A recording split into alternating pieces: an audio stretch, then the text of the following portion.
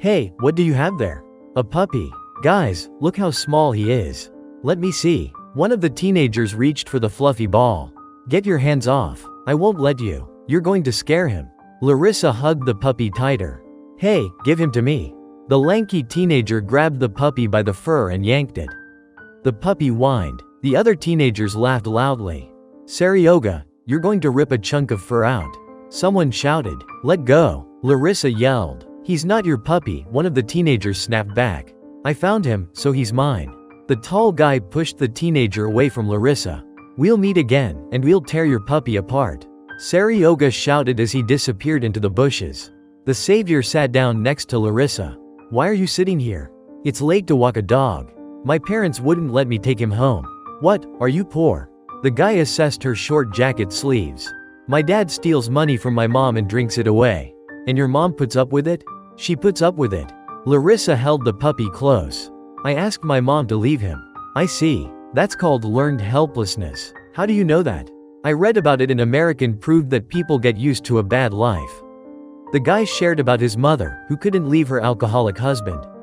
Larissa's eyes widened in fear.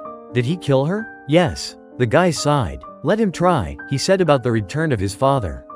What do you want to be when you grow up? I haven't thought about it yet. I love animals. So you'll be a veterinarian. The guy got up from the bench. So give him to me. Larissa reluctantly handed over the puppy. What's your name? What did you want to name him? Chestnut. The guy left with the puppy.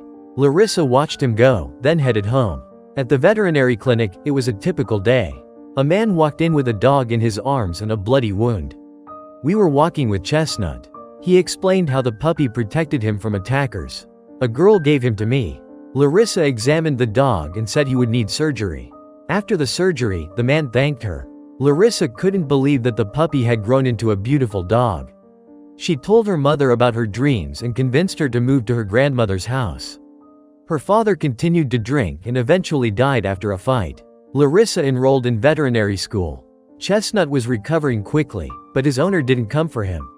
Larissa took Chestnut home with her. 2 weeks later, they met his owner. The man remembered how Larissa couldn't take the puppy. Thank you so much. Let's go to my place, you just came from the hospital. Chestnut ran up to Larissa, and the man accepted the invitation. That's the story, a roll of fate, in which Chestnut played a part.